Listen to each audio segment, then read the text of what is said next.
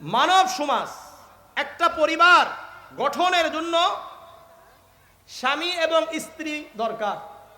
স্বামী স্ত্রী যদি ভালো হয় প্রথমে, তাহলে ওই পরিবারটা ভালো হয়। আর যদি স্বামী স্ত্রী ভালো না হয়, তাহলে ওই পরিবার ভালো হয় না। সূরাতুন নিসার প্রথম আয়াত আল্লাহ বলেন, ইয়া আইয়ুহান নাসু তাকু রাব্বাকুমুল্লাযী খালাকাকুম মিন নাফসিন ওয়াহিদাতিন ওয়া খালাকা মিনহা যাওজাহা ওয়া বাথসা মিনহুমা রিজালান কাসীরান ওয়া নিসাআ। হে মানুষ, ইয়া আইয়ুহান নাস, হে লোক সকল, ইত্তাকু রাব্বাকুমুল্লাযী, তোমরা তোমাদের রবকে ভয় করো, আল্লাযী খালাকাকুম মিন নাফসিন ওয়াহিদা, যিনি আল্লাহ তোমাদের মধ্য হতে একটি প্রাণ সৃষ্টি করলেন, ওয়া খালাকা মিনহা যাওজাহা, আর ওই প্রাণ থেকে তার স্ত্রীকে সৃষ্টি করেছেন। তোমরা ওই রবকে ভয় করো যিনি একজনকে সৃষ্টি করলেন, উনি হলো আদম আলাইহিস সালাতু ওয়াস সালাম, তার থেকে তার স্ত্রীকে সৃষ্টি করেছেন। ওয়াবাসসা মিনহুমা রিজালান কাসীরান ওয়া নিসাআ, আর এই উভয় অর্থাৎ আদম আলাইহিস সালাতু ওয়াস সালাম এবং মা হাওয়া থেকে আল্লাহ রাব্বুল আলামিন অগণিত পুরুষ এবং নারীদেরকে সৃষ্টি করেছেন। তাহলে একটা পরিবারের জন্য স্বামী স্ত্রী দরকার। তো এর মধ্যে এক নম্বরে হলো একটা পরিবারের নারী ভালো হওয়া দরকার। কি হওয়া দরকার বলেন? নারী ভালো হওয়ার দরকার, এটা এক নম্বর কাজ। কি দরকার বলেন? নারী ভালো হইতে হবে। সহিহ মুসলিমের 3535 কত হয়? 3535 নম্বর হাদিস। عن عبد الله بن عمر رضي الله تعالى عنه قال قال رسول الله صلى الله عليه وسلم الدنيا متاع وخير متاع الدنيا المرأة الصالحة। আব্দুল্লাহ ইবনে আমর রাদিয়াল্লাহু তাআলা আনহু বর্ণনা করেন, আল্লাহর রাসূল সাল্লাল্লাহু আলাইহি ওয়াসাল্লাম বলেন, আদ-দুনিয়া মাতাউন, পুরা দুনিয়া সম্পদ। পুরা দুনিয়াটা কি সম্পদ? এই যে মাটি, এটা সম্পদ কি সম্পদ নয়? এই যে মোবাইল, এটা সম্পদ কি সম্পদ নয়? আমাদের যেই গায়ে কাপড় আছে, এটাও সম্পদ। বাড়ি ঘর সব সম্পদ। এটাই আল্লাহর রাসূল বললেন, আদ-দুনিয়া মাতাউন, পুরা দুনিয়া সম্পদ। ও খায়রু মাতাঈদ দুনিয়া আল মারআতুস সালিহা, পুরা দুনিয়ার মধ্যে উত্তম সম্পদের নাম হলো নেককার স্ত্রী। নেককার স্ত্রী, দিনদার স্ত্রী পুরা দুনিয়ার মধ্যে শ্রেষ্ঠ সম্পদ। কি বলেন? শ্রেষ্ঠ সম্পদ। এই কারণে রাসূলুল্লাহ সাল্লাল্লাহু আলাইহি ওয়াসাল্লাম বলেছেন যে তোমরা তিনটা জিনিস সঞ্চয় করো। কয়টা জিনিস? আবার বলেন।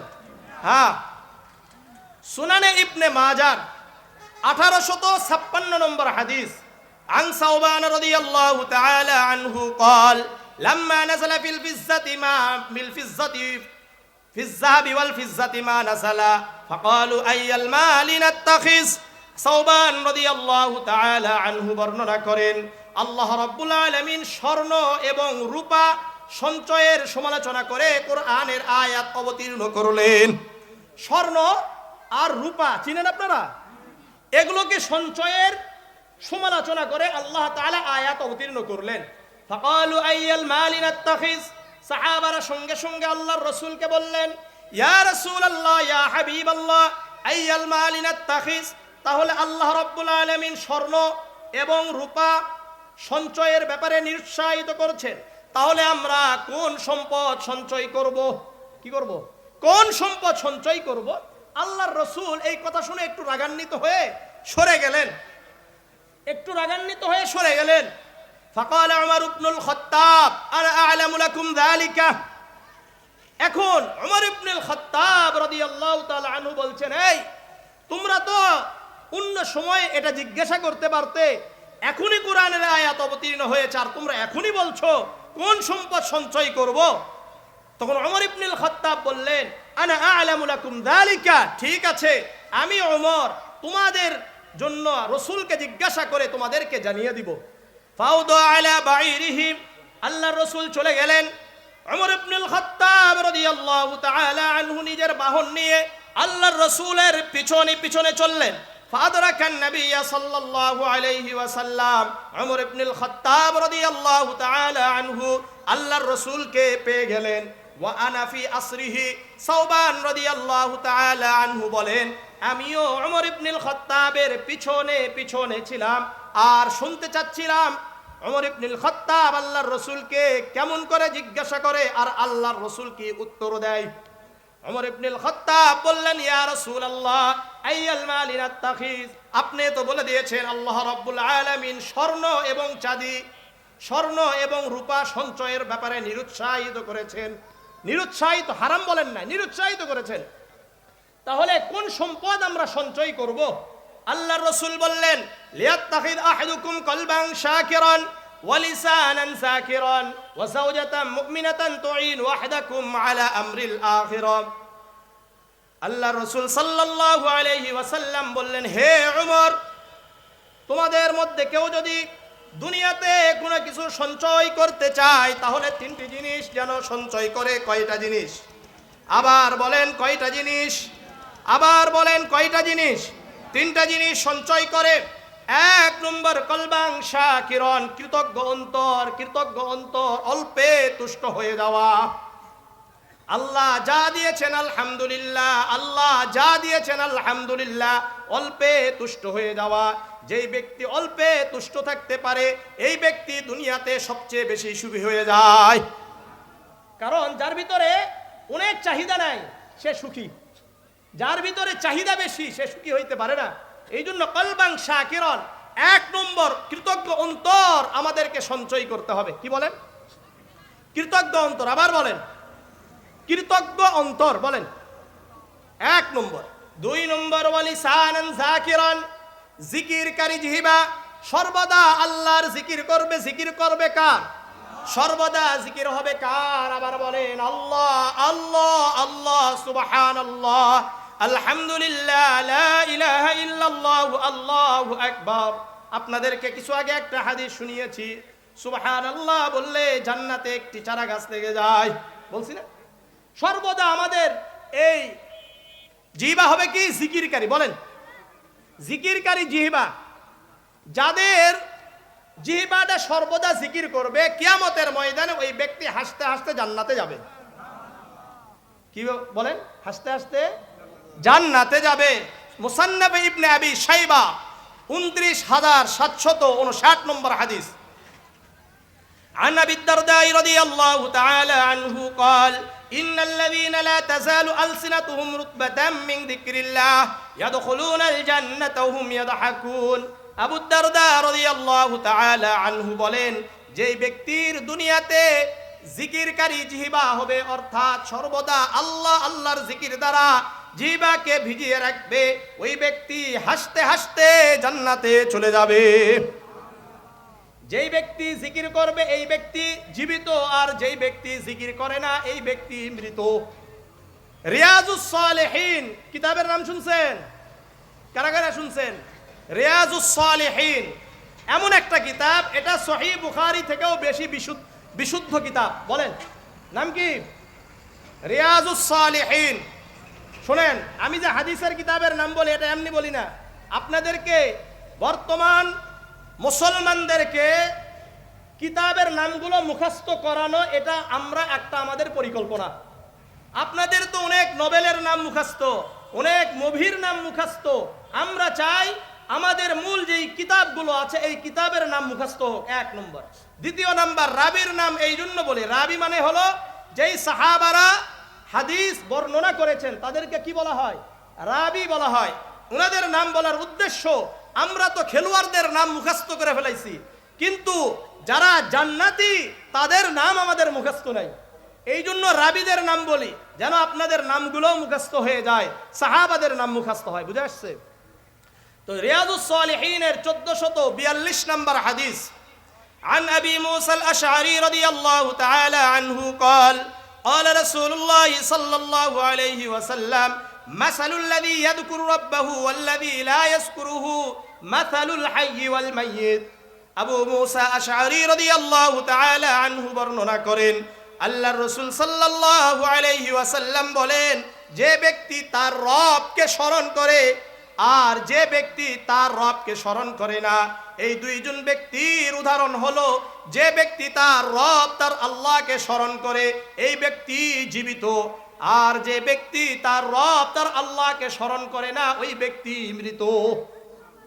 এই ব্যক্তি কি? মৃত। ওয়ামাসালুল বাইতিল্লাযী ইযকারুল্লাহু ফীহি ওয়াল বাইতিল্লাযী লা ইযকারুল্লাহু ফীহি মাসালুল হাইয়্যি ওয়াল মাইয়িত। এই হাদিসের শেষে আল্লাহর রাসূল বলেন, যেই ব্যক্তির ঘরে জিকির আছে ওই ঘর জীবিত, আর যেই ঘরে জিকির হয় না, কোরআন তেলাওয়াত হয় না, ওই ঘর মৃত হয়ে যায়। তাহলে ঘরে কি করতে হবে? জিকির করতে হবে। বিশেষ করে সূরাতুল বাকারা তেলাওয়াত করবেন ঘরে। কোন সূরা? আবার বলেন, সূরাতুল বাকারা। কেন? সহিহ মুসলিমের 1709 নম্বর হাদিস, عن أبي هريرة رضي الله تعالى عنه قال قال رسول الله صلى الله عليه وسلم لا تجعلوا بيوتكم مقابر فإن الشيطان ينفر من البيت الذي فيه تقرأ سورة البقرة। আবু হুরায়রা রাদিয়াল্লাহু তাআলা আনহু বর্ণনা করেন, আল্লাহর রাসূল সাল্লাল্লাহু আলাইহি ওয়াসাল্লাম বলেন, তোমরা তোমাদের ঘরকে কবর বানিও না। ঘরকে কবর বানানো যাবে না। ঘরে কবর মানে এর অর্থ কি? কবরে নামাজ আছে, তাহলে ঘরেও নামাজ থাকবে না? না, নামাজ থাকবে। কবরে কি জিকির হবে? জিকির হবে না, কিন্তু ঘরে জিকির হবে। এই জন্য রাসূল বলেন, তোমরা তোমাদের ঘরগুলোকে কবরের মতো বানিও না। কবরে যেমন নাকি জিকির নাই, কোরআন তেলাওয়াত নাই, এমন যেন না হয়। ফাইন্নাশ শাইতানা ইয়ানফিরু মিনাল বাইতিল্লাযী ফীহি তুকরাউ সূরাতুল বাকারা। যেই ঘরে সূরা বাকারা তেলাওয়াত করা হয় এই ঘর থেকে শয়তান পলায়ন করে। শয়তান কি করে? পলায়ন করে, দূরে চলে যায়। সুতরাং আমরা সর্বদা আমাদের জিকিরকারী জিহ্বা সঞ্চয় করব তো ইনশাআল্লাহ। তাহলে আমরা ওই হাদিসে আবার চলে যাই। আল্লাহর রাসূল কয়টা জিনিস সঞ্চয় করতে বলেছেন? তিনটা। 1 নম্বর কৃতজ্ঞ অন্তর, 2 নম্বর ওয়ালিসানান যাকিরান জিকিরকারী জিহ্বা, আর 3 নম্বর ওয়াজাওজাতাম মুমিনাতান তুঈনু আহাদাকুম আলা আমরিল আখিরাহ, এমন নেককার স্ত্রী যেই স্ত্রী আমাদেরকে আখিরাতের ব্যাপারে সহযোগিতা করবে, যেই স্ত্রী আমাদের জন্য ওযুর পানির ব্যবস্থা করে দিবে, যেই স্ত্রী আমাদেরকে ঘুম থেকে জাগিয়ে বলবে যাও যাও সালাত আদায় করে আসো, মসজিদে যাও, যেই স্ত্রী আমাদেরকে বলবে অল্প হয়ে যাবে, হালাল ভাবে আমরা চলতে চাই, তুমি আমাকে পর্দার ব্যবস্থা করে দাও, আমাদের সন্তানদেরকে হাফেজ আলেম বানিয়ে দাও, এমন স্ত্রী। তাহলে সঞ্চিনিস বলেন তিনটা। 1 নম্বর কৃতজ্ঞ অন্তর, 2 নম্বর জিকিরকারী জিহ্বা, 3 নম্বর নেককার স্ত্রী। আরেকটা হাদিস বলি এখানে, সুনানে আবি দাউদে 1450 নম্বর হাদিস, عن أبي هريرة رضي الله تعالى عنه قال قال رسول الله صلى الله عليه وسلم رحم الله رجلا قام من الليل فصلى وأيقظ امرأته فصلت وإن أبت فنزح في وجهها الماء। আবু হুরায়রা রাদিয়াল্লাহু তাআলা আনহু বর্ণনা করেন, আল্লাহর রাসূল সাল্লাল্লাহু আলাইহি ওয়াসাল্লাম বলেন, আল্লাহ রাব্বুল আলামিন ওই পুরুষের উপর দয়া করেন, মায়া করেন, যেই পুরুষ যেই মানুষ তাহাজ্জুদের সালাতের জন্য উঠে, ওযু করে আবার সালাত আদায় করে, সালাতুত তাহাজ্জুদ আদায় করে, আর স্ত্রীকে বলে উঠো ওযু করো এবং আমার সাথে সালাতুত তাহাজ্জুদ আদায় করো, আর স্ত্রী যদি তার সাথে সালাত আদায় করলো আলহামদুলিল্লাহ, কিন্তু যদি স্ত্রী বলে যে না না এখন উঠতে পারবো না, উঠবো না, আল্লাহর রাসূল বলেন ওই সময় যেন তার স্বামী তার স্ত্রীর মুখে কিছুটা পানি ছিটিয়ে দেয়। কি করবেন? পানি ছিটিয়ে দিবেন। এটা হলো ভালোবাসা বৃদ্ধি পাবে। ভালোবাসা কি হবে? বৃদ্ধি পাবে। পানি ছিটিয়ে দিবেন, উঠাবেন, একসাথে সালাতুত তাহাজ্জুদ আদায় করবেন। বুঝা আসছে? এরপর রাসূল কি বলেন দেখেন, ওয়া রাহিমাল্লাহু ইমরাআতান কামাত মিনাল লাইল, আবার আল্লাহ রাব্বুল আলামিন ওই নারীর উপর দয়া করেন, মায়া করেন, যেই নারী রাতে সালাতুত তাহাজ্জুদের জন্য উঠে যায়। ওযু করে সালাতুত তাহাজ্জুদ আদায় করে, ওয়া আইকাযাত যাওজাহা, আর তার স্বামীকে ডেকে বলে চলো উঠো, ওযু করে নাও, আমরা একসাথে সালাতুত তাহাজ্জুদ আদায় করব। সে যদি তাহাজ্জুদ আদায় করলো আলহামদুলিল্লাহ, ফাইন আবা, স্বামী যদি অস্বীকার করে, নাযাহাত ফি ওয়াজহিহিল মা, সঙ্গে সঙ্গে ওই স্ত্রী তার স্বামীর চেহারায় পানি ছিটিয়ে দিবে। পানি কি করবে? ছিটিয়ে দিবে। এটা হলো যাওজাতা মুমিনাতান, এমন স্ত্রী, নেককার স্ত্রী যে আমাদেরকে আখিরাতের ব্যাপারে সহযোগিতা করবে।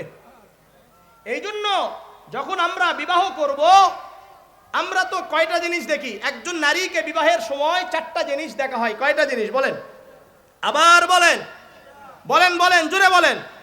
শোনেন, আমি মাহফিল করি ক্লাস হিসাবে, এখানে আসলাম চলে গেলাম, বিষয়টা এমন নয়, বরং আপনাদের কাছে দায়িত্ব নিয়ে আসা, আল উলামা ওয়ারাসাতুল আম্বিয়া হিসাবে আসা, যে আসলাম 2 টাকা হাদিয়া দিলেন চলে গেলাম, বিষয়টা এমন নয়,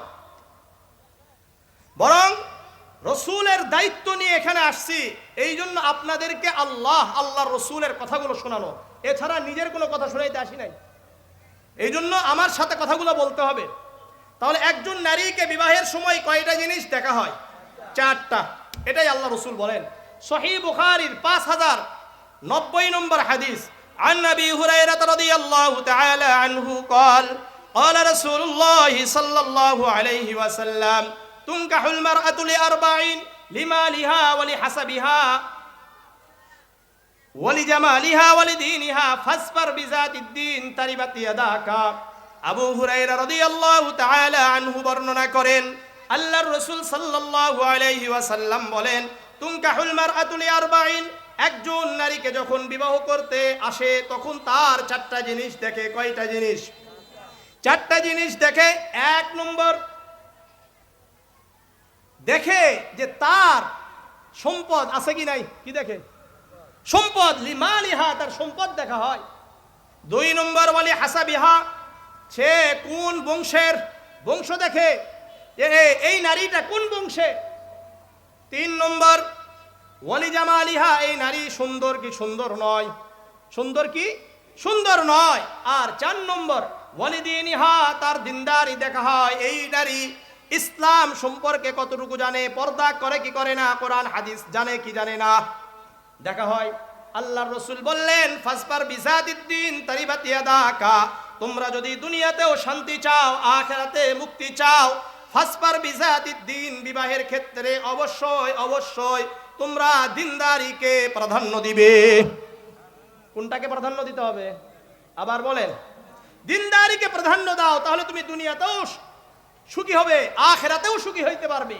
আর যদি তুমি দিনদারিকে প্রাধান্য না দাও, তাহলে তুমি দুনিয়াতেও লাঞ্ছিত হবে, অশান্তিতে ভুগবে, আখিরাতেও তুমি মুক্তি পাবা না, আখিরাতেও মুক্তি পাওয়া যাবে না। সুনানে ইবনে মাজার 1859 নম্বর হাদিস, عن عبد الله بن عمر رضي الله تعالى عنه قال قال رسول الله صلى الله عليه وسلم لا تزوجوا النساء لحسنهن فعسى حسنهن أن يرضيهن।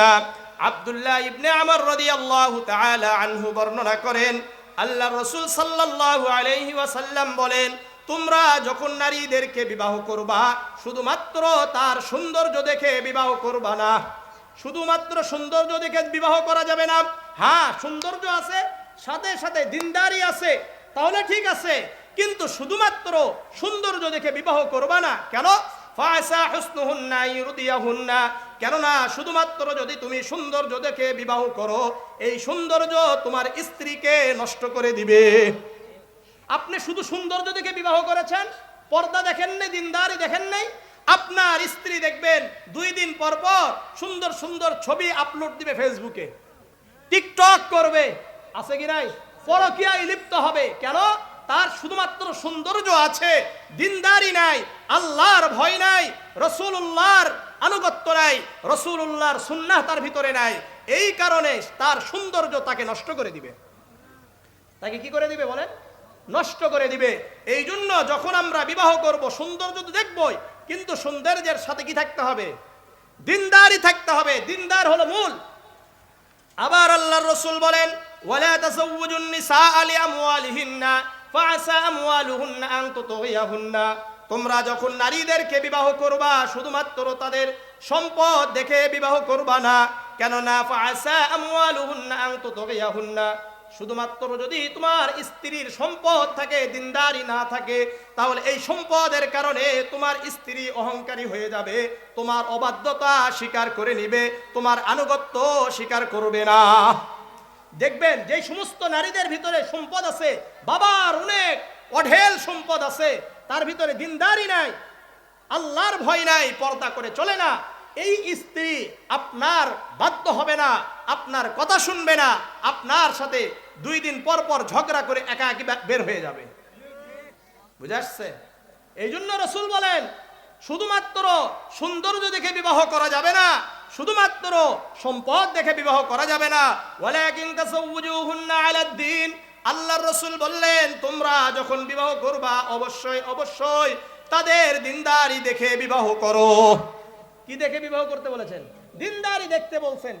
এরপরে রাসূল কি বলেন দেখেন, ওয়ালা আমাতুন খরমাউ সাউদাউ যাতু দীনিন আফজল। শোনো, তুমি এমন একটা নারীকে বিবাহ করলা যেই নারীর নাকটা চ্যাপ্টা, কুৎসিত, কালো, কিন্তু তার মধ্যে যদি দিনদারি থাকে, এই কালো কুৎসিত চ্যাপ্টা বিশিষ্ট নাক চ্যাপ্টা বিশিষ্ট নারী তোমার জন্য দুনিয়াতেও তোমার জন্য উপকারী হবে, কল্যাণকর হবে, আখিরাতেও তোমার জন্য কল্যাণকর হবে।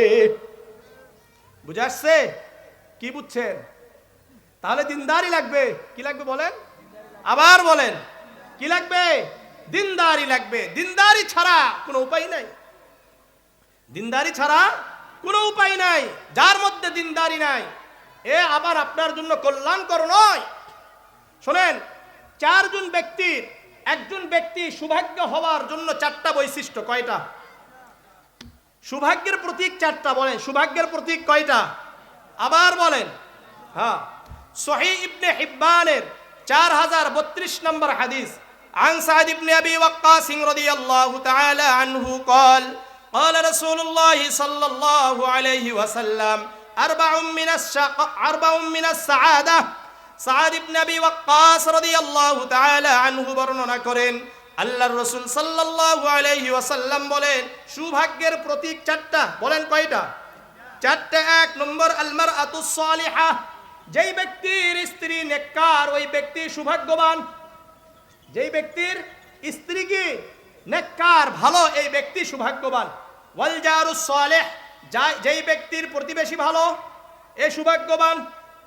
ওয়াল মাসকানুস ওয়াসি, যার ঘরটা একটু প্রশস্ত, বাড়িটা একটু কি বড়, এই ব্যক্তিও সৌভাগ্যবান।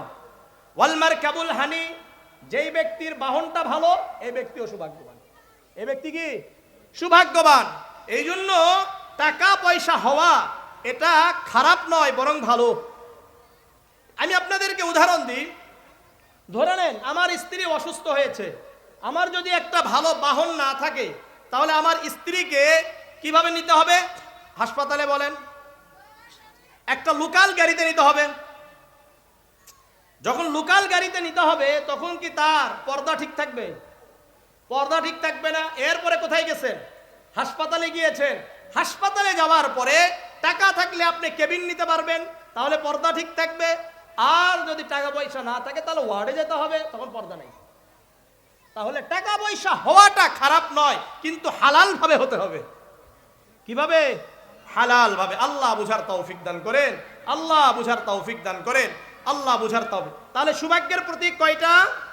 1 নম্বর ভালো স্ত্রী, ভালো প্রতিবেশী। 2 নম্বর, 3 নম্বর প্রশস্ত ঘর। 4 নম্বর ভালো একটা বাহন মানে গাড়ি।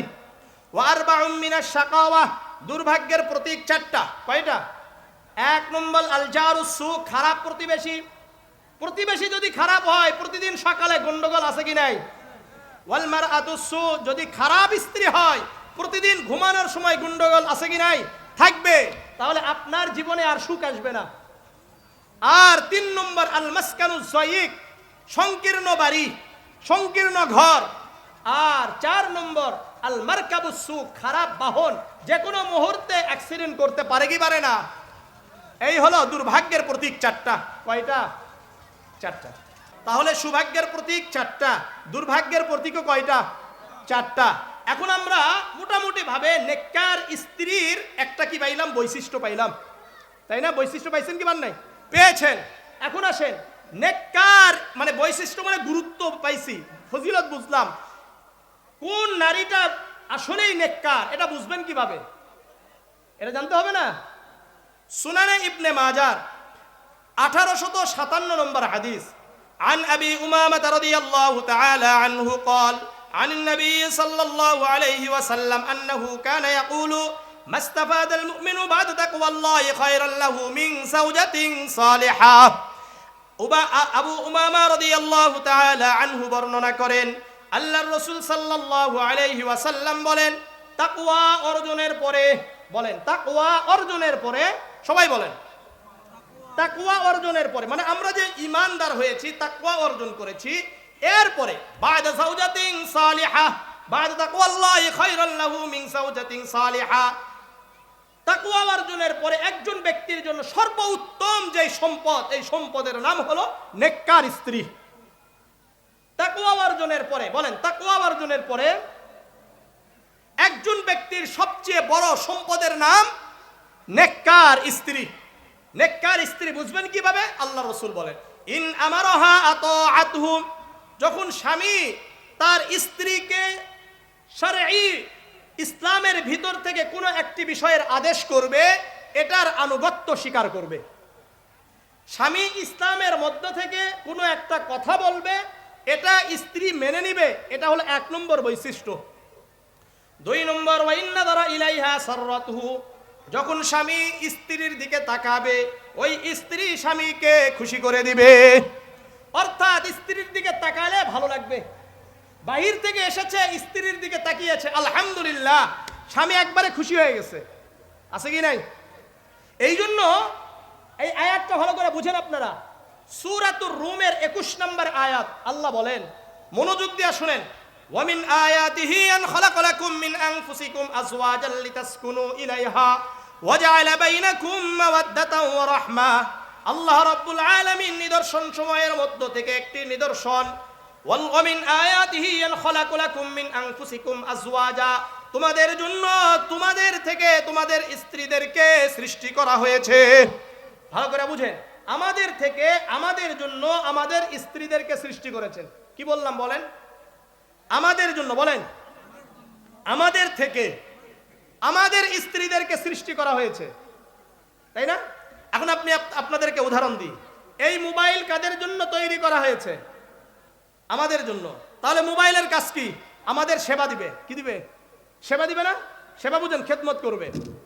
লাইট এর তৈরি হয়েছে কাদের জন্য? আমাদের জন্য। এখন তার কাজ কি? আমাদের সেবা দেওয়া। এখন যদি লাইট তার কাজ সেবা না দেয়, তাহলে লাইট লাইটের জায়গায় থাকবে, মাউথ স্পিকারের জায়গায় থাকবে। তাহলে এদের কাজ হলো আমাদের সেবা দেওয়া। এদেরকে তৈরি করা হয়েছে কাদের জন্য? আমাদের সেবার জন্য। আল্লাহ কি বলেন? ওমিন আয়াতিহি আন খালাকা লাকুম মিন আনফুসিকুম আজওয়াজান লিতাসকুনু ইলাইহা, আমি আল্লাহ স্ত্রীদেরকে তার স্বামী থেকে স্বামীর জন্যই সৃষ্টি করেছি। সুতরাং স্বামীর খেদমত করা স্ত্রীর উপর ফরজ। বুঝেন ভালো করে? স্ত্রী স্বামীর কি করবে? খেদমত করবে, এটা 1 নম্বর কাজ। 2 নম্বর, লিতাসকুনু ইলাইহা, বাহির থেকে যখন আসবে স্ত্রীর কাছে প্রশান্তি লাভ করবে। কি করবে বলেন? প্রশান্তি লাভ করবে, শান্তি পাবে। এখন আপনি বাহির থেকে আসছেন, আসার পরে দেখেন ঘরে ঝগড়া চলছে। কার সাথে ঝগড়া? আপনার বাবার সাথে, আপনার মায়ের সাথে ঝগড়া করছে। এখন আপনাদেরকে আমি বলি, আপনি কি বাহির থেকে এসে প্রশান্তি পাবেন, শান্তি পাবেন না অশান্তি পাবেন? অশান্তি। অথচ স্ত্রীকে আল্লাহ তাআলা আমাদের জন্য কেন সৃষ্টি করলেন? আমাদের সেবা এবং আমরা যেন তার কাছে এসে প্রশান্তি লাভ করি। এই আয়াত থেকে স্পষ্ট হয়ে যায় আমাদের মা বোনেরা সর্বাত্মক চেষ্টা করবে কিভাবে তার স্বামী খুশি থাকবে, কিভাবে তার স্বামী খুশি থাকবে। আপনারা অনেকে মনে করছেন যে হুজুর আলহামদুলিল্লাহ, আজকে তো খালি আমাদের স্ত্রীদের ব্যাপারেই কথা চলছে। স্ত্রীদের ব্যাপারের কথার শেষে কিন্তু আবার আমাদের কথা আসবে। কথা বুঝেন নাই? এখন চলছে কাদের ব্যাপারে? স্ত্রীদের ব্যাপারে। তাহলে আমরা এই আয়াত থেকে স্পষ্ট বুঝতে পারলাম যে আমাদের জন্যই আমাদের স্ত্রীদেরকে সৃষ্টি করা হয়েছে, এবং আমরা যেন আমাদের স্ত্রীদের কাছে প্রশান্তি লাভ করতে পারি। আবার চলেন ওই হাদিসে চলে যায়, সুনানে ইবনে মাজার 1857 নম্বর হাদিসে রাসূল বললেন, ইন্নাযারা ইলাইহা সাররাতুহু, যখন স্বামী তার স্ত্রীর দিকে তাকাবে স্বামীকে খুশি করে দিবে। ওয়াইন আকসামা আলাইহা আবাররাতুহু, স্বামী যদি কোনো বিষয়ে কসম খায় তাহলে স্ত্রী সর্বোচ্চ চেষ্টা করে ওই কসমকে পূরণ করবে। ওয়াইন গাবা আনহা নাসআতহু ফি নাফসিহা ওয়া মালিহি, স্বামী যখন বাড়িতে অনুপস্থিত থাকবে, বাড়িতে থাকবে না, দূরে থাকবে, চাকরিতে থাকবে, ব্যবসা বাণিজ্যে থাকবে, অথবা প্রবাসী থাকবে, বিদেশে থাকবে, ওই সময় ওই স্ত্রী ভালো, যে স্ত্রী নিজেকে হেফাজত করবে, অন্যের সাথে গল্প করবে না, পরকীয়ায় লিপ্ত হবে না, বেপরদায় চলাফেরা করবে না, নিজের যৌনাঙ্গের হেফাজত করবে, নিজের স্বামীর সম্পদের হেফাজত করবে। নিজের স্বামীর কিসের হেফাজত করবে বলেন? স্বামীর সম্পদের হেফাজত করবে, বাড়ির হেফাজত করবে, আর নিজের যৌনাঙ্গের হেফাজত করবে, অন্য কোনো পুরুষের সাথে সম্পর্ক করবে না। কথা আমার বুঝছেন না বুঝেন না? কারা কারা বুঝতেছেন আমার কথা? সবাই বুঝেন? আল্লাহ বুঝার তৌফিক দান করেন, আল্লাহ বুঝার তৌফিক দান করেন। তাহলে এই হাদিসের মধ্যে আমরা 4টা বৈশিষ্ট্য পাইলাম। 1 নম্বর, স্বামী যা বলবে মেনে নিবে, এটা ইসলামের ভিতরে থাকতে হবে, শরিয়ার ভিতরে থাকতে হবে। এখন স্বামী বলল যে ব্রু প্লাক করো, চুল কাটো, প্যান্ট শার্ট পরো, বেপরদায় চলো, তাহলে মানা যাবে? কারণ এটা শরিয়াতের বিরোধিতা হয়ে যাবে, এই জন্য স্বামীকে মানা যাবে না। বুঝে আসছে? তাহলে স্বামী যা বলবে মেনে নিবে। 2 নম্বর, স্বামী যদি স্ত্রীর দিকে তাকায় স্ত্রী স্বামীকে খুশি করে দিবে। 3 নম্বর, স্বামী যদি কোনো কসম করে এটা পূর্ণ করার জন্য চেষ্টা করবে। 5 নম্বর, স্বামীর অনুপস্থিতিতে স্বামীর ঘরের হেফাজত করবে, নিজেরও হেফাজত করবে। নিজেরও কি করবে? হেফাজত করবে। সহিহ ইবনে হিব্বানের 4163 নম্বর হাদিস, عن أبي هريرة رضي الله تعالى عنه قال قال رسول الله صلى الله عليه وسلم إذا صلت المرأة خمسها, আবু হুরায়রা রাদিয়াল্লাহু তাআলা আনহু বর্ণনা করেন, আল্লাহর রাসূল সাল্লাল্লাহু আলাইহি ওয়াসাল্লাম বলেন, ইদা সাল্লাতিল মারআতু খামসাহা, যেই নারী 5 ওয়াক্ত সালাত আদায় করবে। কয় ওয়াক্ত সালাত? আবার বলেন, 5 ওয়াক্ত সালাত আদায় করবে। ওয়া সামাত শাহরাহা, রমাদান মাসে রোজা রাখবে, সিয়াম সাধনা পালন করবে। সিয়াম মানে রোজা, রোজা পালন করবে, তাই না? ও হাসানাত ফারজাহা, যৌনাঙ্গের হেফাজত করবে, অর্থাৎ পর্দা করে চলবে। কি করে চলবে? আবার বলেন, পর্দা করে চলবে। ও আতাআত যাওজাহা, স্বামীর আনুগত্য করবে। কয়টা কাজ? 4টা কাজ। 1 নম্বর, 5 ওয়াক্ত সালাত আদায় করবে। 2 নম্বর, রমাদানের রোজা রাখবে। 3 নম্বর, যৌনাঙ্গের হেফাজত করবে, পর্দা করে চলবে। 4 নম্বর, স্বামীর আনুগত্য করবে। আল্লাহর রাসূল বলেন, কিয়ামতের ময়দানে বলা হবে, ইলা লাহা উদখুলিল জান্নাতা মিন আইয়ি আবওয়াবিল জান্নাতি শিতি, ওই নারীকে বলা হবে তোমার জন্য জান্নাতের 8টি দরজাই খুলে দেওয়া হলো। কয়টি দরজা? 8টি দরজাই খুলে দেওয়া হলো। তুমি যেই দরজা দিয়ে ইচ্ছে ওই দরজা দিয়ে জান্নাতে প্রবেশ করো। বুঝা আসছে? তাহলে একটা নারীর মধ্যে 4টা বৈশিষ্ট্য থাকলে এই হাদিস দ্বারা ওই নারী জান্নাতি।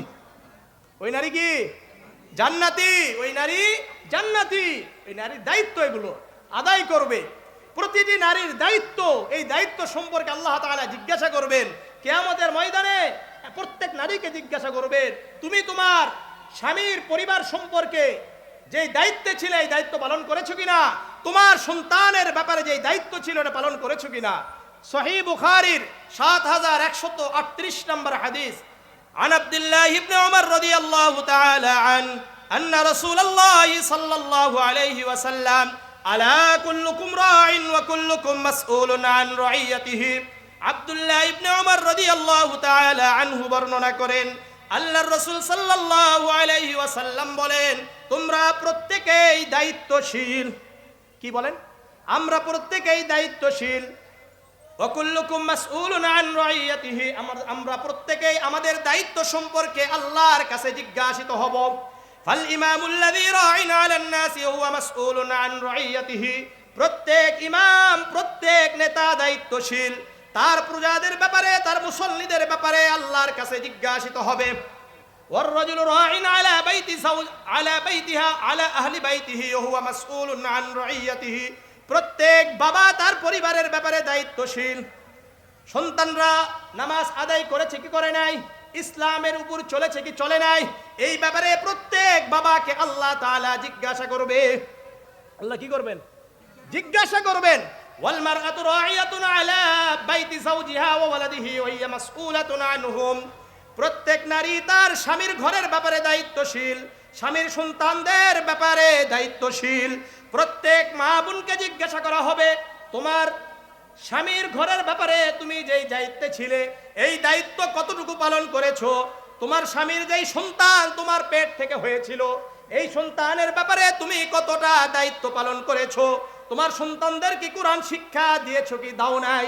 আল্লাহ রাব্বুল আলামিন আমার আপনার প্রত্যেক মা বোনদেরকে আল্লাহ তাআলা অবশ্যই অবশ্যই জিজ্ঞাসা করবেন। ওয়া আব্দুর রাজুলি রাইন আলা মালি সাইয়্যিদিহি হুয়া মাসউলুন আন, প্রত্যেক কর্মচারী গোলাম তার মালিকের সম্পদের ব্যাপারে দায়িত্বশীল, তাদেরকে জিজ্ঞাসা করা হবে। আবার আল্লাহর রাসূল বললেন, আলা হে আমার উম্মত, ফাকুল্লুকুম রাইন ওয়া কুল্লুকুম মাসউলুন আন রাইয়াতিহি, তোমরা প্রত্যেকেই দায়িত্বশীল, তোমাদেরকে তোমাদের দায়িত্ব সম্পর্কে জিজ্ঞাসা করা হবে। তাহলে আমাদের প্রত্যেককেই কিন্তু কি করা হবে? জিজ্ঞাসা করা হবে। এই জন্য আমার মা বোনদেরকে বলবো, আপনাদের দায়িত্ব আপনাদেরকে পালন করতে হবে। আপনারা স্বামীদেরকে কষ্ট দিবেন না। আপনারা স্বামীদেরকে কষ্ট দিয়ে জান্নাতের হুররা আপনাদের ব্যাপারে বদদুয়া করে। কি করে? বদদুয়া করে। হাদিস শুনছেন? আল্লাহ আল্লাহ কবুল করেন। জামিআ তিরমিজির 1174 নম্বর হাদিস। عن معاذ بن جبل رضي الله تعالى عنه قال قال رسول الله صلى الله عليه وسلم لا تؤذي امرأة زوجها إلا قالت زوجته من الحور العين لا تؤذيه قاتلك الله। মুআজ ইবনে জাবাল রাদিয়াল্লাহু তাআলা আনহু বর্ণনা করেন, আল্লাহর রাসূল সাল্লাল্লাহু আলাইহি ওয়াসাল্লাম বলেন, দুনিয়াতে কোনো স্ত্রী যখন তার স্বামীকে কষ্ট দেয়, কি করে? কষ্ট দেয়, সঙ্গে সঙ্গে ওই ব্যক্তি যদি সৎ হয়, নেককার হয়, তার যে একটা জান্নাতে হুর স্ত্রী আছে, সে বলে লা তুযিহিম, এই তুমি আমার স্বামীকে কষ্ট দিবা না। কি করবা না?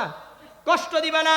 কাতালাকিল্লাহু, আল্লাহ তোমার সর্বনাশ করুক, আল্লাহ তোমাকে ধ্বংস করুক, তুমি কেন আমার স্বামীকে কষ্ট দাও? ফাইন্নামা হুয়া ইনদাকি দাখিলুন, ওই হুর ওই নারীকে বলে, জান্নাত থেকে বলে, এই শোনো, অল্প কিছুদিনের জন্য আমার স্বামী তোমার মেহমান, আমার স্বামী তোমার মেহমান হিসাবে আছে। ইউশিকু আন ইউফারিকাকি ইলাইনা, অতি সত্বর তোমাকে ত্যাগ করে আমাদের কাছে চলে আসবে। এই জন্য মা বোনদেরকে বলবো, যদি হুরদের বদদুয়া থেকে বাঁচতে চান, তাহলে স্বামীদেরকে কষ্ট দেওয়া যাবে না। স্বামীদেরকে কষ্ট দেওয়া যাবে না। যেই স্ত্রী ইন্তেকালের সময় তার স্বামী তার উপর সন্তুষ্ট থাকে, ওই স্ত্রী জান্নাতি। ওই স্ত্রী কি বলেন? জান্নাতি। জামিআ তিরমিজির 1161 নম্বর হাদিস। عن أم سلمة رضي الله تعالى عنها قالت قال رسول الله صلى الله عليه وسلم أيما امرأة ماتت وزوجها عنها راض دخلت الجنة। উম্মে সালমা রাদিয়াল্লাহু তাআলা আনহা বর্ণনা করেন, আল্লাহর রাসূল সাল্লাল্লাহু আলাইহি ওয়াসাল্লাম বলেন, যেই নারী মৃত্যুর সময় তার স্বামী তার উপর সন্তুষ্ট থাকলো, ওই নারী মৃত্যুবরণ করার সঙ্গে সঙ্গে জান্নাতে চলে যাবে।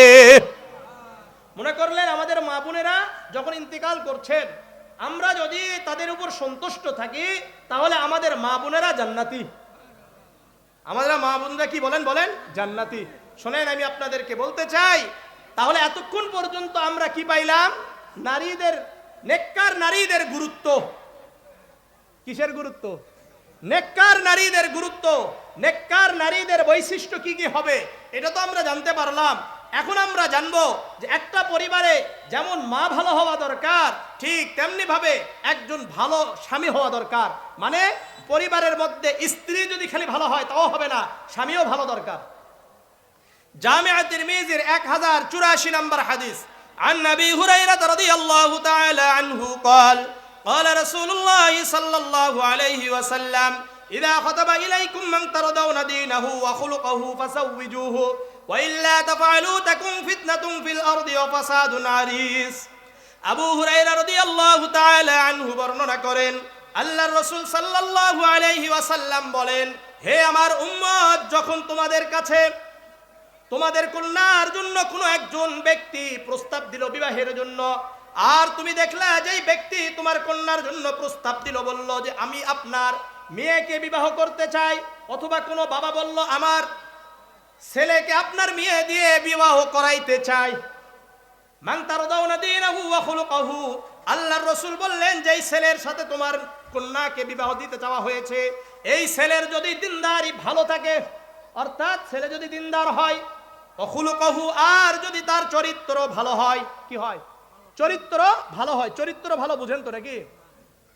গাঁজাখোর নয়, ফেন্সিডিল খোর নয়, সিগারেট খোর নয়, চাঁদাবাজি নয়, মাস্তান নয়, জুলুমবাজ নয়, গালিবাজ নয়, অভদ্র নয়, বেয়াদব নয়। এরকম যদি কোনো ছেলে যদি আপনার মেয়ে আপনাদের মেয়েদের ব্যাপারে কি করে প্রস্তাব দেয়, ফাসাউইজুহু, সঙ্গে সঙ্গে তোমরা তোমাদের কন্যাদেরকে এই সভ্য ভদ্র দিনদার পুরুষের সাথে বিবাহ দিয়ে দাও। আমাদেরকে বলছে যে এমন ছেলের সাথে বিবাহ দিবা যে ছেলে সরকারি চাকরি করে। বলছে নাকি? অনেক টাকাওয়ালা এটা বলছে না, দিনদার খুঁজতে বলছে, দিনদার আর চরিত্রবান। ওয়াইল্লা তাফআলু তাকুন ফিতনাতুন ফিল আরদি ওয়া ফাসাদুন আরিজ। আল্লাহর রাসূল সাল্লাল্লাহু আলাইহি ওয়াসাল্লাম বলেন, হে আমার উম্মত, তোমরা যদি দিনদার ছেলের সাথে তোমাদের কন্যাদেরকে বিবাহ না দাও, অতি সত্বর তোমরা বিশৃঙ্খলার জন্য অপেক্ষা করো। যদি দিনদার ছেলের সাথে বিবাহ না দাও, দেখবা তুমি কিছুদিন পর পর দেখবা যে গন্ডগোল হবে, তোমার মেয়েকে কন্যাকে মারধর করবে। আছে কি নাই? আছে। এক নম্বর গেল। শোনেন, দ্বিতীয় নাম্বার, আমাদের স্ত্রীদেরকে আমরা কিভাবে পরিচালনা করব? তাদেরকে সুন্দর সুন্দর উপদেশ দিতে হবে, তাদের সাথে খারাপ আচরণ করা যাবে না। সহিহ বুখারীর 3331 নম্বর হাদিস। কত নম্বর বলেন? 3331। হ্যাঁ, সহিহ বুখারীর হাদিস। عن أبي هريرة رضي الله تعالى عنه قال قال رسول الله صلى الله عليه وسلم استوصوا بالنساء। আবু হুরায়রা রাদিয়াল্লাহু তাআলা আনহু বর্ণনা করেন, আল্লাহর রাসূল সাল্লাল্লাহু আলাইহি ওয়াসাল্লাম বলেন, এই শোনো, তোমরা তোমাদের স্ত্রীদেরকে উত্তম ভাবে উপদেশ দিতে থাকো। কি করবা? উত্তম উপদেশ দিবা, ভালো ভালো উপদেশ দিবা। তাদেরকে অনেক সময় পামপট্টি দিবা। কি দিবা? পাম দিবা। মনে করলেন খাবার খারাপ হয়েছে, আলহামদুলিল্লাহ, অনেক ভালো লাগে। কি করছো? অনেক কষ্ট করে তুমি খাবার পাকিয়েছো, আলহামদুলিল্লাহ, অনেক ভালো হয়েছে। এইভাবে সুন্দর সুন্দর কথা বলতে হয়, তাহলে স্ত্রী দেখবেন আরো ভালো হয়ে যাবে। কেন কেন ভালো হবে? ফাইন্নাল মারআতা খুলিকাত মিন দিলাইন ওয়া ইন্না আ'ওয়াজা শাইইন ফিদ দিলাই আ'লাহু। আল্লাহর রাসূল সাল্লাল্লাহু আলাইহি ওয়াসাল্লাম বলেন, শোনো ভালো করে, নারীদেরকে পাজরের হাড় থেকে সৃষ্টি করা হয়েছে, পাজরের বাঁকা হাড় থেকে সৃষ্টি করা হয়েছে। ওয়া ইন্না আ'ওয়াজা শাইইন ফিদ দিলাই আ'লাহু, আর যে এই যে পাজরের হাড়গুলো আছে, এর মধ্যে একেবারে উপরের হাড় হলো বেশি বাঁকা। উপরের হাড় কি? বেশি বাঁকা। এই যে উপরের হাড়, এই হাড় থেকে আমাদের মা বোনদেরকে সৃষ্টি করা হয়েছে। কি করা হয়েছে বলেন? সৃষ্টি করা হয়েছে। এখন আল্লাহর রাসূল বলেন, ফাইন যাহাবতা তুকিমু কাসারতাহু, তুমি যদি একবার সোজাসুজি করতে চাও, সোজা করতে চাও, তাহলে ভেঙে যাবে। নারীদেরকে যদি একবারে সোজা করতে চান, কি হবে? ভেঙে যাবে। ওয়াইন তারাকতাহু কাসারতাহ, ওয়া ইন যাহাবতাহু তুকিমাহু কাসারতাহু আর ওয়া ইন তারাকতাহু লাম ইয়াসাল আওয়াজা। আর যদি মনে করেন তোমার যা ইচ্ছা তুমি তাই করো, আর কিছু বলবো না, তাহলে ওই নারী আর কোনোদিন সোজা হবে না। এই জন্য আল্লাহর রাসূল আবারও শেষে বলেন, ফাস্তাউসু বিন নিসাই, তোমরা তোমাদের নারীদেরকে উত্তম উত্তম উপদেশ দিতে থাকো। এখন আমি আপনাদেরকে বলি, শোনেন, এই যে পাজরের হাড়, উপরের হাড় আছে না, এই হাড়টা বাঁকা হওয়ার কারণেই আমাদের এই উপরের হাড় আমাদের হার্টকে, হার্ট বুঝেন, এই হার্টটাকে কি রাখছে, যত্ন সহকারে রাখছে। আমরা এই জন্য বেঁচে আছি, সুখে আছি, আমরা সুস্থ আছি। এখন যদি আপনি এই হাড়টা বেঁকা আছে না, এটারে আপনি সোজা করতে চান, তাহলে আপনার হার্ট নষ্ট হয়ে যাবে, আপনি মারা যাব। ঠিক তেমনি ভাবে আমার আপনার স্ত্রী যদি একেবারে সোজা হয়ে যায়, তাহলে আমাদের পরিবারও ভেঙে যাবে। এই জন্য নারীদেরকে আল্লাহ রাব্বুল আলামিন কিছুটা বাঁকা করে সৃষ্টি করছে, কথা বুঝছেন? এই জন্য তাদের সাথে আমার আপনার আচরণ কেমন হবে? উত্তম আচরণ হবে। বলেন, উত্তম আচরণ হবে। আপনি আমি একজন ব্যক্তি ওই সময় উত্তম যখন নাকি সে তার পরিবারের কাছে উত্তম। জামিআ তিরমিজির 3895 নম্বর হাদিস, আন আয়েশা রাদিয়াল্লাহু তাআলা আনহা قالت قال رسول الله صلى الله عليه وسلم خيركم خيركم لأهله। আয়েশা রাদিয়াল্লাহু তাআলা আনহা বর্ণনা করেন, আল্লাহর রাসূল সাল্লাল্লাহু আলাইহি ওয়াসাল্লাম বলেন, হে আমার উম্মত শুনে রাখো, তোমাদের মধ্যে উত্তম তারাই যারা তাদের পরিবারের কাছে উত্তম। তোমাদের মধ্যে উত্তম তারাই যারা তাদের পরিবারের কাছে উত্তম। আমরা উত্তম কখন হব? যখন আমরা আমাদের পরিবারের কাছে উত্তম হব। এরপরে রাসূল কি বলেন জানেন? ওয়া আনা খায়রুকুম লি আহলি, আর আমি তোমাদের মধ্যে আমি আমার পরিবারের কাছে উত্তম।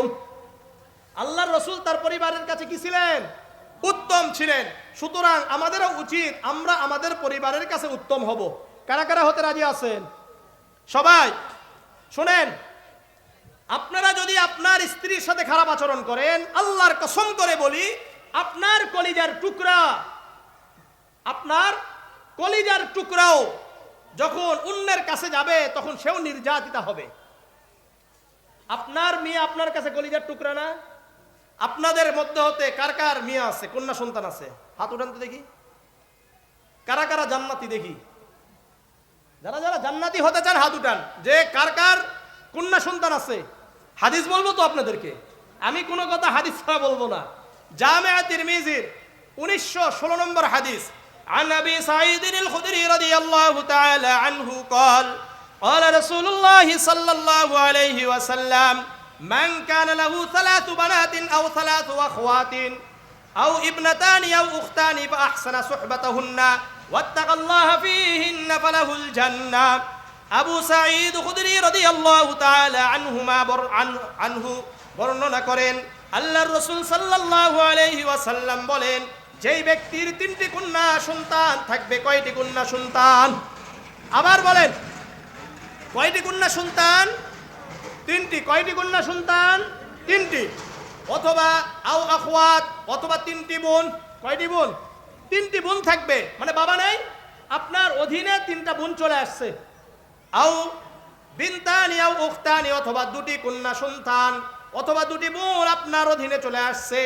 আল্লাহর রাসূল বলেন, ফাহসানা সুহবাতাহুন্না, তুমি তোমার কন্যাদের সাথে ভালো আচরণ করলা, তোমার বোনদের সাথে ভালো আচরণ করলা।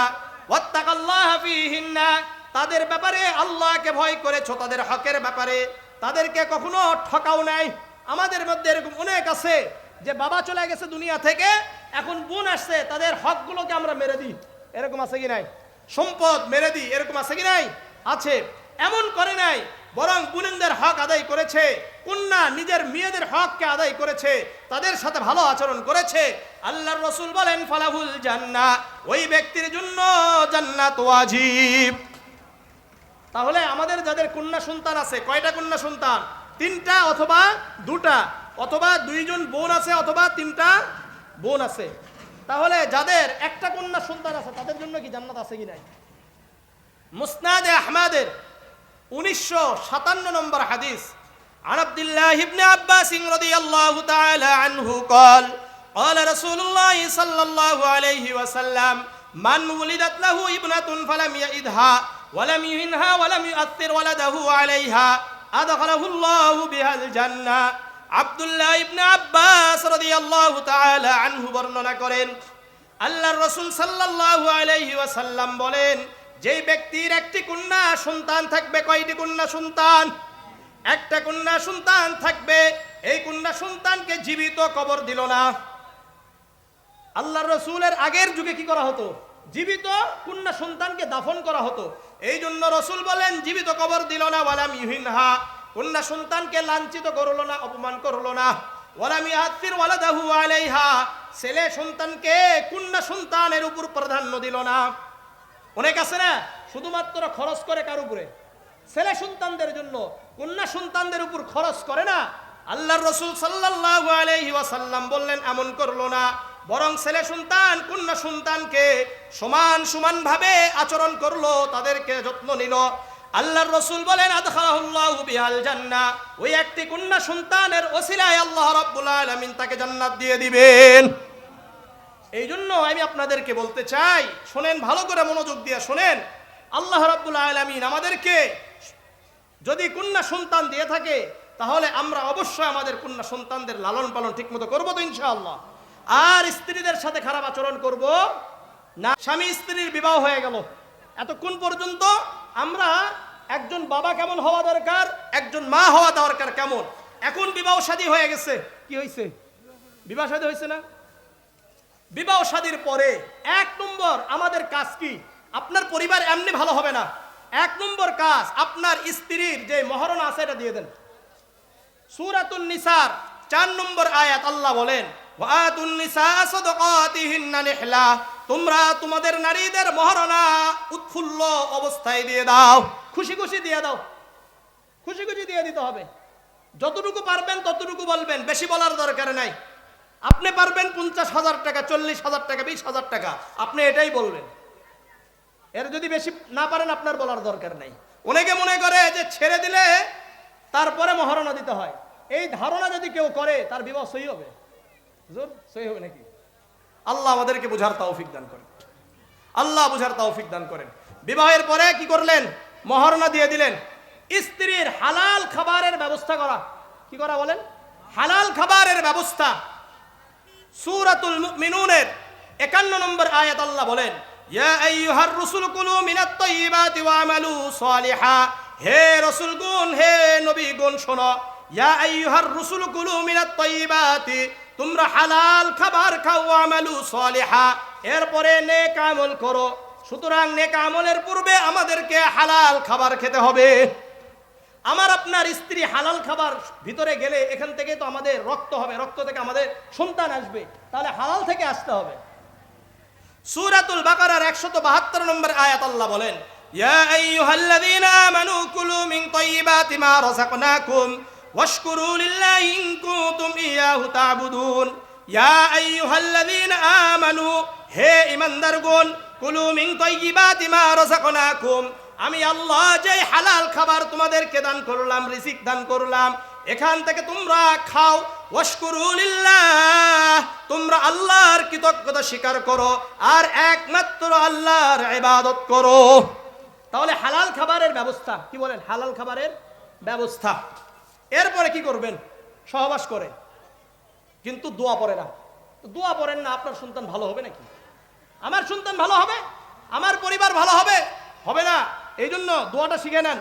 সহিহ বুখারীর 141 নম্বর হাদিস, عن عبد الله بن عباس رضي الله تعالى عنه قال قال رسول الله صلى الله عليه وسلم لو أن أحدكم أتى أهله। আব্দুল্লাহ ইবনে আব্বাস রাদিয়াল্লাহু তাআলা আনহু বর্ণনা করেন আল্লাহর রাসূল সাল্লাল্লাহু আলাইহি ওয়াসাল্লাম বলেন, যখন তোমাদের কারো বিবাহ হয়ে যাবে, তার স্ত্রীর কাছে যখন যাবে তখন আল্লাহর কাছে দোয়া করবে, আল্লাহ বিসমিল্লাহি বলেন, আল্লাহুম্মা জান্নিবনা শাইতান ওয়া জান্নিবিশ শাইতানা মা রাযাকতানা। এখানের যারা উলামায়ে কেরামরা আছে তাদের কাছ থেকে এটা মুখস্থ করে নেবেন। আর বাংলাটা আমি বলে দিই, এটা বললেও হবে। বিসমিল্লাহ, আল্লাহর নামে শুরু করছি। হে আল্লাহ, আমরা সহবাস করছি, মিলন করছি, আল্লাহ আমাদের থেকে শয়তানকে দূরে রাখেন। আমাদের এই মিলনের পরে আপনি যেই সন্তান দিবেন, এই সন্তান থেকেও আপনি শয়তানকে দূরে রাখেন। বুঝে আসছে? হয়ে গেল। এরপরে আল্লাহর কাছে দোয়া করেন। সূরাতুস সাফাতের 100 নম্বর আয়াত আল্লাহ বলেন, রব্বি হাবলি মিনাস সালিহিন, এ আমার রব, আপনি আমাকে এমন একটা সন্তান দান করেন যেই সন্তান নেককারদের অন্তর্ভুক্ত হবে। ইব্রাহিম আলাইহিস সালাতু ওয়াস সালাম আল্লাহর কাছে নেককার সন্তানের জন্য দোয়া করেছিলেন। আল্লাহ রাব্বুল আলামিন বলেন, ফাবাশশারনাহু বিগুলামিন হালিম, আমি আল্লাহ ইব্রাহিম আলাইহিস সালাতু ওয়াস সালামকে ইসমাঈল আলাইহিস সালাতু ওয়াস সালাম দান করেছি। তোমরাও আমার কাছে দোয়া করো, আমি আল্লাহ তোমাদেরকে নেককার সন্তান দান করব। এরপর আরেকটা দোয়া করতে পারেন। সূরা ফুরকানের 74 নম্বর আয়াত আল্লাহ বলেন, রব্বানা হাবলানা মিন আজওয়াজিনা ওয়া যুররিয়াতিনা কুররাতা আ'য়ুন ওয়াজআলনা লিল মুত্তাকিনা ইমামা। রব্বানা হাবলানা মিন আজওয়াজিনা ওয়া যুররিয়াতিনা, আয় আল্লাহ এমন স্ত্রী দান করেন, এমন সন্তান দান করেন, যেই স্ত্রী, যেই কন্যা, যেই স্ত্রী, যেই সন্তান আমাদের জন্য চোখের শীতলতা হয়ে যাবে। এইভাবে দোয়া করতে হবে। বুঝে আসছে? দোয়া শেষ। এখন স্ত্রীর পেটে কি আসছে? সন্তান আসছে, সন্তান হয়ে গেছে। ধরে নেন স্ত্রীর পেটে সন্তান আসছে, আসার পরে কন্যা, ছেলে সন্তান হোক কন্যা সন্তান হোক, পেটের মধ্যেই মারা গেছে। কি হয়েছে? পেটের মধ্যেই মারা গেছে। তাহলে আমার মা বোনেরা যে এত কষ্ট করলো, কষ্ট করার পরেও দুনিয়া থেকে চলে গেল, এখন তাদের জন্য ইসলামে কি কোনো সুসংবাদ আছে? সুনানে ইবনে মাজার 1608 নম্বর হাদিস, 9 নম্বর হাদিস, عن معاذ بن جبل رضي الله تعالى عنه عن النبي صلى الله عليه وسلم قال والذي نفسي بيده إن الثقة لجر أمه بصرره إلى الجنة إذا احتسبته। মুআজ ইবনে জাবাল রাদিয়াল্লাহু তাআলা আনহু বর্ণনা করেন, আল্লাহর রাসূল সাল্লাল্লাহু আলাইহি ওয়াসাল্লাম বলেন, ওয়াল্লাযী নাফসি বিয়াদিহি, ওই সত্তার কসম যার হাতে আমার জীবন আছে, ইন্নাস সিকাতা লাজুররু উম্মাহু বিসাররিহি ইলাল জান্নাহ, যেই সন্তান তার মায়ের পেটে মারা গেছে, আর ওই মা আল্লাহ তাআলার যেই সিদ্ধান্ত ছিল এটা মেনে নিয়ে সবর করেছে, ধৈর্য ধারণ করেছে, সবর করেছে, ধৈর্য ধারণ করেছে, আল্লাহ যেমন মনে করেছেন তেমন করেছেন এবং এইভাবে ধৈর্য ধারণ করেছেন। আল্লাহর রাসূল বলেন, ওই মরে যাওয়া সন্তান কিয়ামতের দিন, হাসরের দিন তার মাকে তার নাভি দিয়ে পেঁচিয়ে পেঁচিয়ে জান্নাতে নিয়ে চলে যাবে। এখন আপনারা বলতে পারেন, হুজুর তার মায়ের জন্যই খালি সুসংবাদ, আমরা বাবারা এত কষ্ট করি, আমাদের জন্য সুসংবাদ নেই? সুনানে ইবনে মাজার 1608 নম্বর হাদিস, عن علي بن أبي طالب رضي الله تعالى عنه قال قال رسول الله صلى الله عليه وسلم إن الثقة لا يراغب ربه إذا أدخل أبويه النار। علي بن أبي طالب رضي الله تعالى عنه বর্ণনা করেন, আল্লাহর রাসূল সাল্লাল্লাহু আলাইহি ওয়াসাল্লাম বলেন, যখন আল্লাহ রাব্বুল আলামিন পেটে মরে যাওয়া সন্তানের বাবা মাকে জাহান্নামে দিতে চাইবে, কোথায় দিবে? জাহান্নামে দেওয়ার জন্য আল্লাহ রাব্বুল আলামিন সিদ্ধান্ত গ্রহণ করবে, তখন ওই মরে যাওয়া সন্তান লা ইউরাগিমু রাব্বাহু, আল্লাহ তাআলার সাথে তর্ক বিতর্ক শুরু করে দিবে। কি করবে? তর্ক বিতর্ক শুরু করে দিবে। আল্লাহ রাব্বুল আলামিন তার সাথে তর্ক করতে গিয়ে আল্লাহ বলবেন, ফায়াকালু আইয়ুহাস সিকতুল রাগিম, এই তর্ককারী সন্তান, মরে যাওয়া সন্তান, আদখিল আবওয়াইকাল জান্নাহ, তোমার সাথে আমি আর তর্ক করতে চাই না, বরং তুমি তোমার বাবা মাকে জান্নাতে প্রবেশ করিয়ে দাও। ফায়াজুরুহুমা বিসাররিহি হাত্তা ইদখিলাহুমাল জান্নাহ, ওই মরে যাওয়া সন্তান, যেটা কোন সন্তান? যেটা পেটে মারা গেছে, অথবা মরে যাওয়া সন্তান বের হয়ে আসছে, এরকম সন্তানের কথা বলছে এই হাদিসগুলো। কি করবে?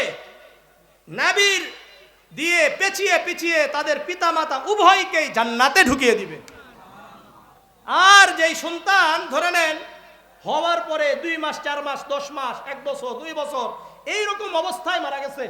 আমাদের মামুনুর রশিদ ভাই আজকে আমাকে বললেন যে তার একটা সন্তান 8 মাস বয়সে মারা গেছে। কত বছর? 8 মাস বয়স। আমি বললাম আপনার জন্য সুসংবাদ আছে, হাদিস বলবো মাহফিলে। তো যাই হোক, জামিআ তিরমিজি 1021 নম্বর হাদিস, عن أبي موسى الأشعري رضي الله تعالى عنه قال قال رسول الله صلى الله عليه وسلم إذا مات ولد العبد আবু মুসা আশআরী রাদিয়াল্লাহু তাআলা আনহু বর্ণনা করেন আল্লাহর রাসূল সাল্লাল্লাহু আলাইহি ওয়াসাল্লাম বলেন যখন কোনো বান্দার সন্তান মারা যায়, আমার আপনার সন্তান মারা গেছে, বুঝে আসছে, তখন আল্লাহ কি বলে দেখেন, ক্বালাল্লাহু লিমালাইকাতিহি ক্বাবাসতুম ওয়ালাদা আবদি, আল্লাহ রাব্বুল আলামিন ফেরেশতাদেরকে বলেন, হে আমার ফেরেশতারা, তোমরা তো আমার বান্দার সন্তানকে নিয়ে আসছো। ফায়াকুলুনা নাআম, ফেরেশতারা বলে হ্যাঁ হ্যাঁ, আমরা তো আপনার বান্দার সন্তানকে নিয়ে আসছি। আবার আল্লাহ রাব্বুল আলামিন আরেকটু নরম সুরে বলে, ক্বাবাসতুম সামারাতা ফুয়াদিহি, হায় হায়, তোমরা তো আমার বান্দার কলিজার টুকরাকে নিয়ে আসছো। আমাদের সন্তান আমাদের কলিজার টুকরা কি টুকরা না? কলিজার টুকরা কি তোমরা তো নিয়ে আসছো। ফায়াকুলুনা নাআম, ফেরেশতারা বলে হ্যাঁ হ্যাঁ আমরা নিয়ে আসছি।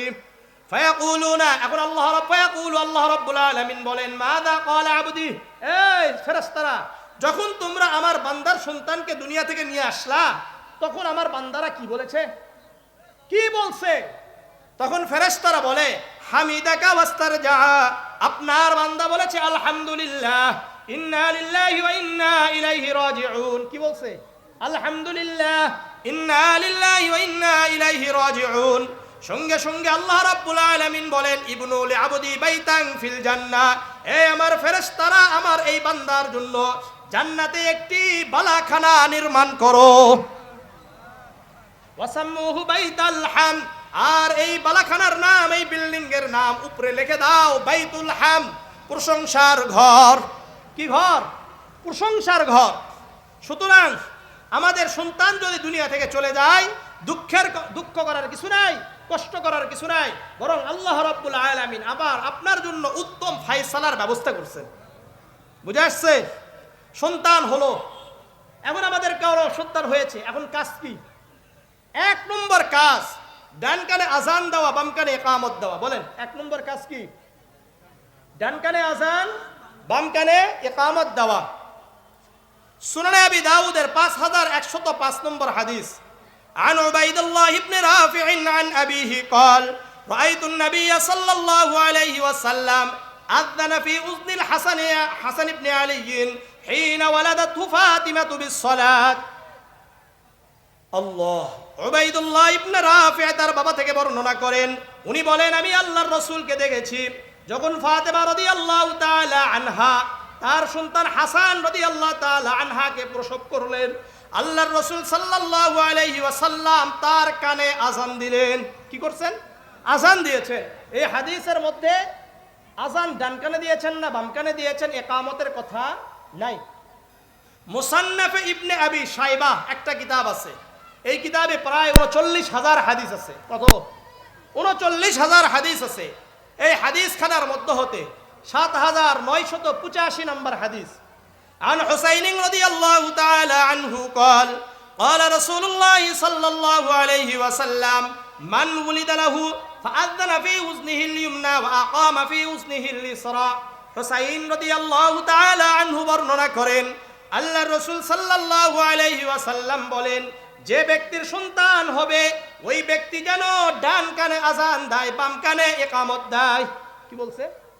ডান কানে আযান, বাম কানে ইকামত। জোরে দিবেন নাকি? আল্লাহু আকবার। এইভাবে কিভাবে দিবেন? আস্তে আস্তে চুপি চুপি দিবেন। ডান কানে আযান, বাম কানে ইকামত।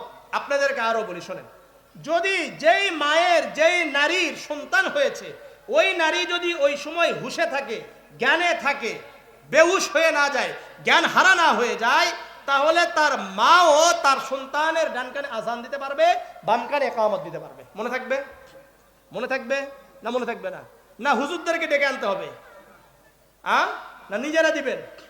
এই জন্য নেককার স্ত্রী বিবাহ করলে আপনার স্ত্রী আযান জানতে পারবে, তাহলে আপনার স্ত্রী আপনার সন্তানের ডান কানে আযান দিতে পারবে, বাম কানে ইকামত দিতে পারবে। মনে থাকবে ইনশাআল্লাহ? কার কার মনে থাকবে না হাত উঠান। কি কি বললাম? আমি আপনাদেরকে আগেই বলেছি যে আমার আলোচনাটা মনোযোগ দিয়ে শুনেন। ডান কানে আযান আর বাম কানে ইকামত। আসেন দ্বিতীয় নাম্বার কাজ, সন্তান হওয়ার পরে দ্বিতীয় নাম্বার কাজ, এক নম্বর কাজ ডান কানে আযান বাম কানে ইকামত, দ্বিতীয় নাম্বার কাজ তাহনিক করা। বলেন তাহনিক সম্পর্কে আপনাদের এই যারা উলামায়ে কেরামরা তো জানে, আপনাদের ভিতরে কে কে জানেন যে তাহনিক কি জিনিস? জানা আছে? আপনাদের এলাকায় তো অনেক ওয়াজ মাহফিল হয়, তাহনিক জানেন না? আল্লাহ বুঝার তৌফিক দান করেন, আল্লাহ বুঝার তৌফিক দান করেন। কারণ আমরা ওয়াজ মাহফিলকে তো শিখার জন্য নিই নাই, ওয়াজ মাহফিলকে তো একটা বিনোদন হিসাবে নিয়ে নিছি, এই জন্য কিছু শিখি না।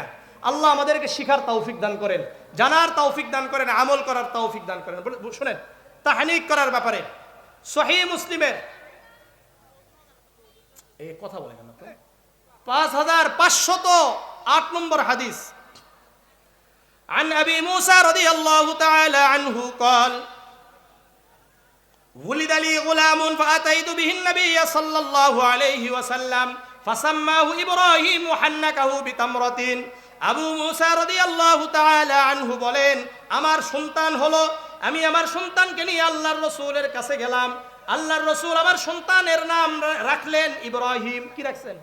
ইব্রাহিম রাখছেন। ওয়া হান্নাকাহু বিতামরাতিন, এবং আমার সন্তানকে খেজুর দ্বারা তাহনিক করে দিলেন। কি করলেন? তাহনিক করলেন। কিভাবে করলেন?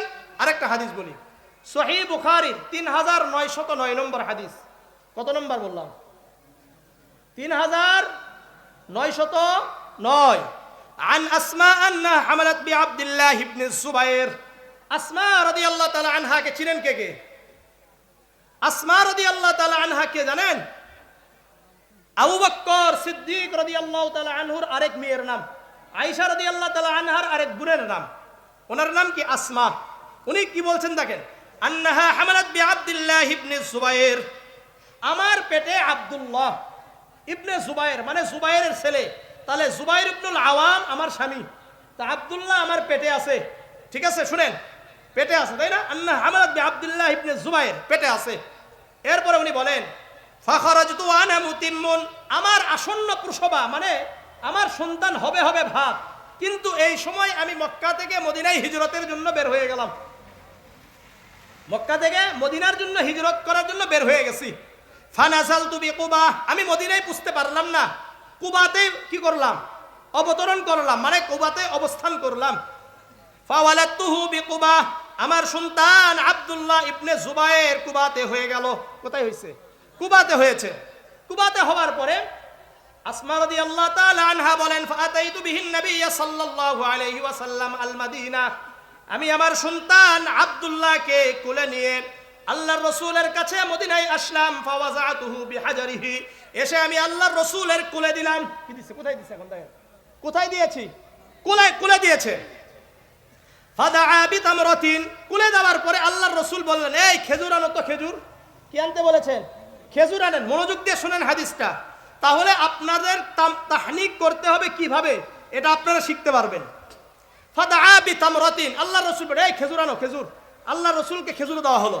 ফামাদাগাহা, আল্লাহর রাসূল খেজুর নিয়ে চিবালেন। কি করছেন বলেন? চিবিয়েছেন। সুম্মা তাফিলা ফি ফিহি, এরপরে আল্লাহর রাসূলের থুতু মুবারক আব্দুল্লাহর মুখে দিয়ে দিলেন। তাহলে প্রথমে খেজুর নিয়ে চিবিয়েছেন, চিবানোর পরে প্রথম থুতু মুবারক আব্দুল্লাহর মুখে দিলেন।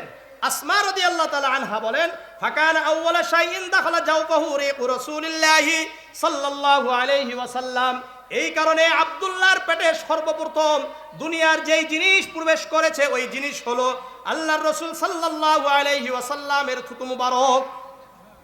তাহলে এক নম্বর থুতু দেওয়া। দুই নম্বর কি কাজ?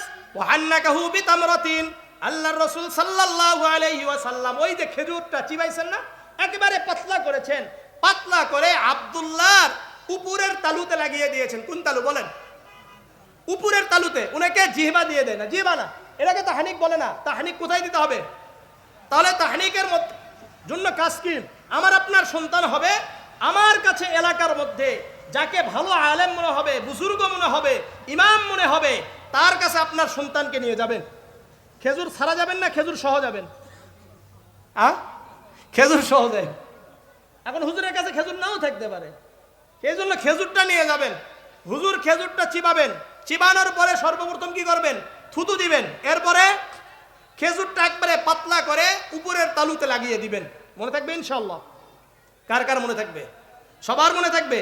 তাহলে দ্বিতীয় নাম্বার কাজ হলো তাহনিক করা, তৃতীয় নাম্বার কাজ হলো আকিকা করা। কি করা? আবার বলেন, আকিকা করা। সুনানে আবি দাউদের 838 নম্বর হাদিস, عن سمرة بن جندب رضي الله تعالى عنه قال قال رسول الله صلى الله عليه وسلم كل غلام رهينة بعقيقته تذبح يوم سابعه ويحلق ويسمى। সামুরা ইবনে জুনদুব রাদিয়াল্লাহু তাআলা আনহু বর্ণনা করেন, আল্লাহর রাসূল সাল্লাল্লাহু আলাইহি ওয়াসাল্লাম বলেন, প্রত্যেক সন্তান আকিকার সাথে বন্ধক। কিসের সাথে বন্ধক? আকিকার সাথে বন্ধক। এই জন্য 7 দিনের মাথায় তোমার সন্তানের জন্য তুমি আকিকা করবা, ওয়ায়ুহলাকু মাথা মুন্ডন করবা, ওয়ায়ুসাম্মা নাম রাখবা। কি রাখবা? নাম রাখবা। এখন 7 দিনের মাথায় এই হাদিস বলেছে, তাহলে কি 7 দিনের মাথায় দিতে হবে? আর কি অন্য কোনো দিনে দিলে সুন্নত আদায় হবে কি হবে না?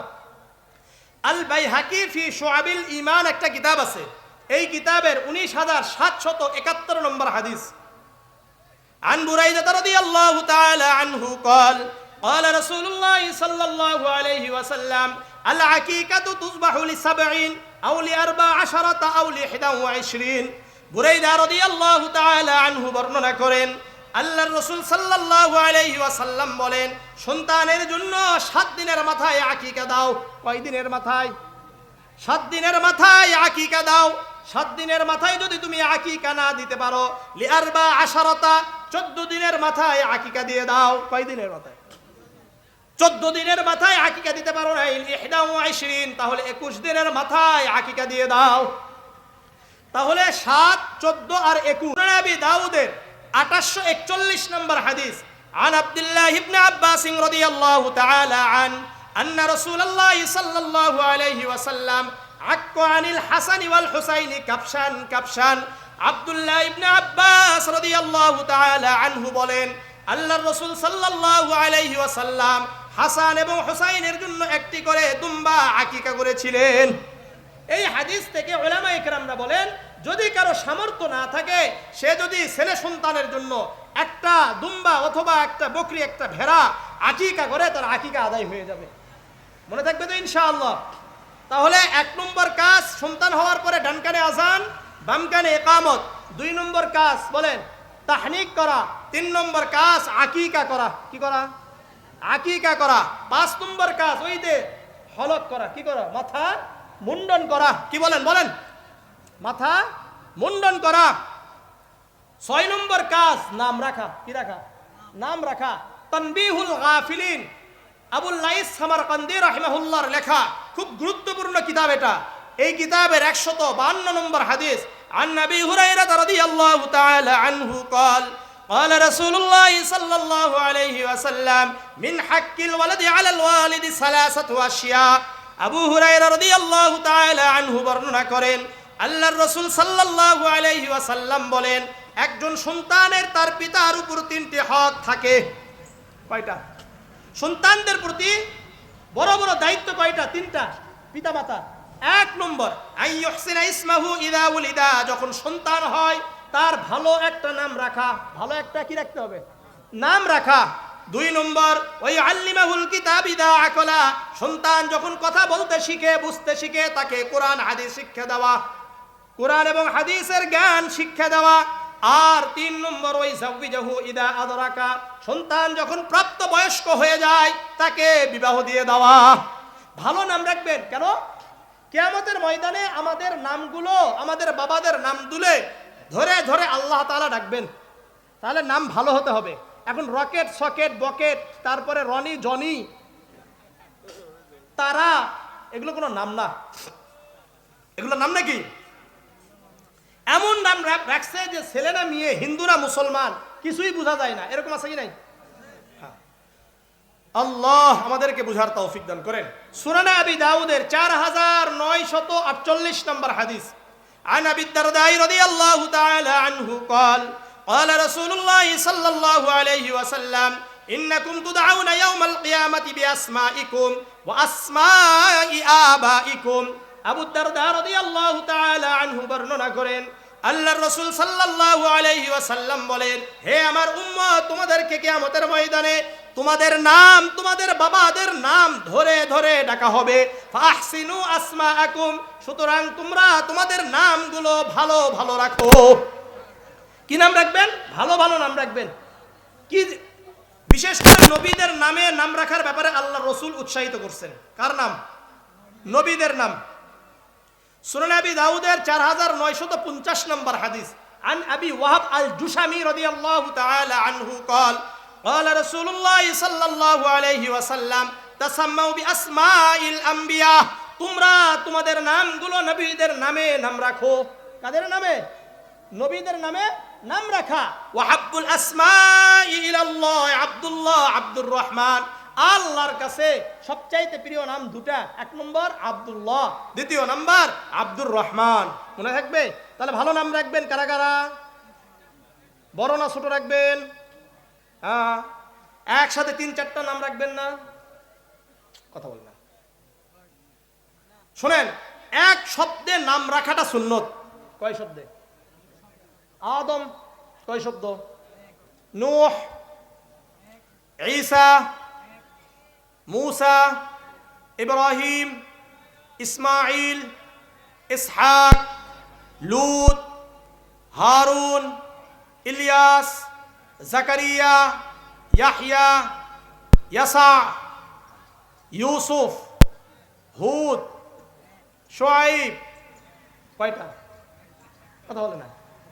এক শব্দে না 10টা শব্দে? আমাদের কয়টা শব্দ? অনেকগুলো। আল্লাহ আমাদেরকে বুঝার তৌফিক দান করেন। আল্লাহ আমাদেরকে বুঝার তৌফিক দান করেন। নাম রাখবেন তো ইনশাআল্লাহ? হ্যাঁ। এরপরে সন্তান হয়েছে, এখন সন্তানদেরকে আমাদের এই যে নাম রাখলাম, নাম রাখার পরে আমাদের কাজ কি? আমাদের কাজ হলো সন্তানদেরকে সভ্যতা শিক্ষা দেওয়া, তালিম শিক্ষা দেওয়া।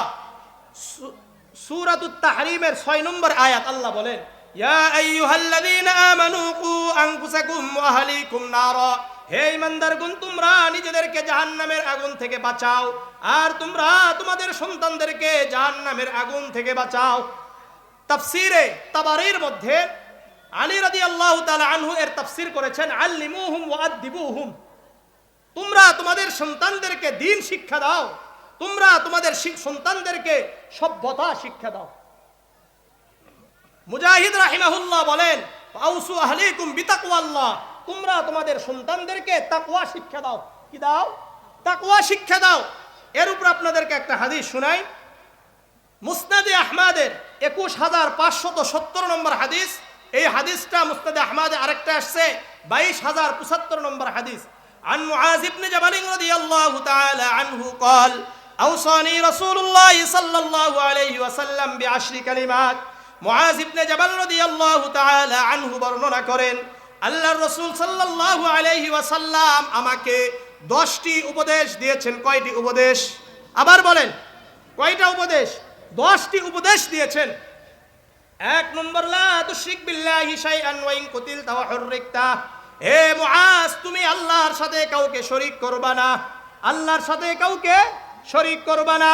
যদিও তোমাকে জ্বালিয়ে পুড়িয়ে দেওয়া হয় অথবা শুলিতে চড়িয়ে মারা হয়, তারপরেও আল্লাহর সাথে কাউকে শরীক করা যাবে না। আল্লাহর সাথে কাউকে শরীক করা যাবে না।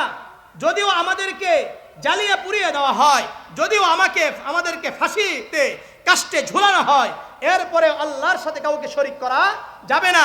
এই কথাগুলো আমাদের সন্তানদেরকে শিক্ষা দিতে হবে। 1 নম্বর কথা।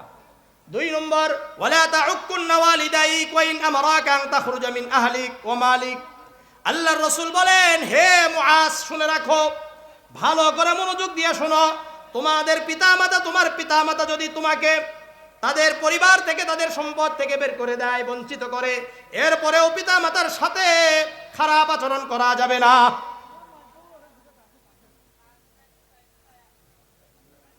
খারাপ আচরণ করা যাবে না। 3 নম্বর, ওয়ালা তাতরুকুন্না সালাতান মাকতুবাতান মুতাআম্মিদান ফাইন্না মান তারাকা সালাতান মাকতুবাতান মুতাআম্মিদান ফাকাদ বারিআত মিনহু জিম্মাতুল্লাহ। আল্লাহর রাসূল বলেন, 3 নম্বর, ভালো করে শোনো, 5 ওয়াক্ত নামাজের 1 ওয়াক্ত নামাজও ছাড়বা না। যে ব্যক্তি 5 ওয়াক্ত নামাজের 1 ওয়াক্ত নামাজও জেনে বুঝে ছেড়ে দেয়, ওই ব্যক্তি আল্লাহ তাআলার জিম্মাদারি থেকে বের হয়ে যায়। তাহলে 5 ওয়াক্ত নামাজের 1 ওয়াক্ত নামাজও ছাড়া যাবে? যদি ছেড়ে দেন আল্লাহ তাআলার জিম্মাদারি থেকে আমাদেরকে বের হয়ে যেতে হবে। এই জন্য 5 ওয়াক্ত নামাজের মধ্যে হতে 1 ওয়াক্ত নামাজও আমরা কি করব না ইনশাআল্লাহ? ছাড়বো না। আবার বলেন, 5 ওয়াক্ত নামাজের 1 ওয়াক্ত নামাজও ছাড়বো না। বিশেষ করে ফজরের নামাজ জামাতের সাথে, এশার নামাজ জামাতের সাথে আদায় করব ইনশাআল্লাহ। সহিহ মুসলিমের এখানে একটা হাদিস বলে দিই, যেহেতু আমরা অনেক সময় দেখা যায় 1টা 2টা পর্যন্ত মাহফিল করে ফজরের নামাজ পড়ি না, তাদের জন্য সহিহ মুসলিমের 1377 নম্বর হাদিস, عن عثمان بن عفان رضي الله تعالى عنه قال سمعت رسول الله صلى الله عليه وسلم يقول من صلى العشاء في جماعة فكأنما قام نصف الليل ومن صلى الصبح في جماعة فكأنما صلى الليل كله।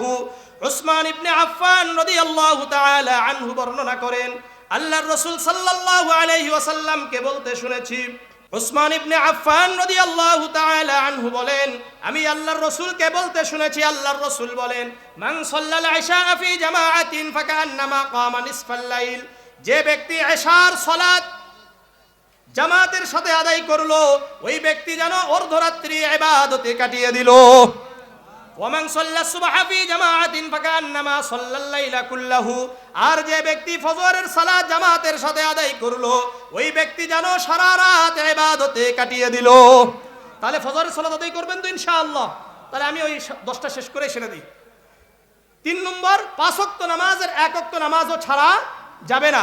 4 নম্বর, ওয়ালা তাশরাবান্না খামরান ফাইন্নাহু রাসু কুল্লি ফাহিশা, তোমরা মদ পান করবে না, কেননা মদ সকল প্রকার অশ্লীলতা, অনিষ্ঠতা, খারাপের মূল। 5 নম্বর, ওয়াইয়াকা ওয়াল মাসিয়া ফাইন্না বিল মাসিয়াতি হাল্লা সাখতুল্লাহি আযজা ওয়া জাল্লা, গুনাহের কাছাকাছি যাবে না, কেননা গুনাহের কারণে আল্লাহ তাআলার গজব অবতীর্ণ হয়। কার আযাব? আল্লাহর আযাব অবতীর্ণ হয়। কয় নম্বর গেল? 5। 6 নম্বর, ওয়াইয়াকা ওয়াল ফিরার মিনাস সাহাব ওয়া ইন হালাকান নাস, যুদ্ধের ময়দানে যদি সকল শহীদ মুজাহিদরা শহীদ হয়ে যায় এরপরেও তুমি পলায়ন করবা না, পলায়ন করা যাবে না। 7 নম্বর, ওয়াইদা আসাবান নাস মাউতুন ওয়া আনতা ফীহিম ফাসবুত, কোন এলাকায় যদি মহামারী দেখা যায় আর ওই এলাকায় যদি তোমরা থাকো তাহলে তোমরা বের হবা না। তাহলে লকডাউনের প্রবক্তাকে বলেন আল্লাহর রাসূল, লকডাউনের প্রবক্তাকে আল্লাহর রাসূল সাল্লাল্লাহু আলাইহি ওয়াসাল্লাম। আল্লাহর রাসূল 1450 বছর আগেই বলেছেন, কোন এলাকায় যদি মহামারী হয় আর ওই এলাকায় যদি তুমি থাকো তাহলে তুমি বের হবা না। তাহলে লকডাউন তো রাসূল থেকে পেয়েছি। আল্লাহ আমাদেরকে বুঝার তৌফিক দান করেন, আল্লাহ বুঝার তৌফিক দান করেন। 7 নম্বর, ওয়ানফিক আলা ইয়ালিকা মিন কওলিক, 8 নম্বর, তোমরা তোমাদের পরিবারের উপর যথাসাধ্য খরচ করো। যথাসাধ্য কি করতে হবে? খরচ করতে হবে। 9 নম্বর, ওয়ালা তারফা আনহুম আসাকা আদাবান ওয়াখিফহুম ফিল্লাহ, 9 নম্বর, তোমরা তোমাদের সন্তানদের উপর থেকে শাসনের লাঠি হটাবা না। 10 নম্বর, ওয়াখিফহুম ফিল্লাহ, সন্তানদেরকে আল্লাহর ভয়, আল্লাহর পরিচয় দিতে থাকো। পরিচয় দিব তো ইনশাআল্লাহ। 5 ওয়াক্ত সালাত সন্তানদেরকে বলবো। এরপরে আপনার সুনানে আবি দাউদের 495 নম্বর হাদিস, মুরু আওলাদাকুম বিসসালাত ওম আবনাউ 7 সিনিন, সন্তানের বয়স যখন 7 হবে সন্তানদেরকে আমরা নামাজের জন্য উৎসাহিত করব। ওয়াদরিবুহুম আলাইহা ওম আবনাউ 10 সিনিন, 10 বছর যখন হয়ে যাবে তাদেরকে শাসন করে করে নামাজ পড়াবো। মনে থাকবে তো ইনশাআল্লাহ? কোরআন শিক্ষা দিব। আল্লাহ রাব্বুল আলামিন আমাদের সবাইকে যতটুকু কোরআন এবং হাদিসের আলোকে আলোচনা করেছি এর উপর আমল করার তৌফিক দান করেন। আসসালামু আলাইকুম ওয়া রাহমাতুল্লাহি ওয়া বারাকাতুহু।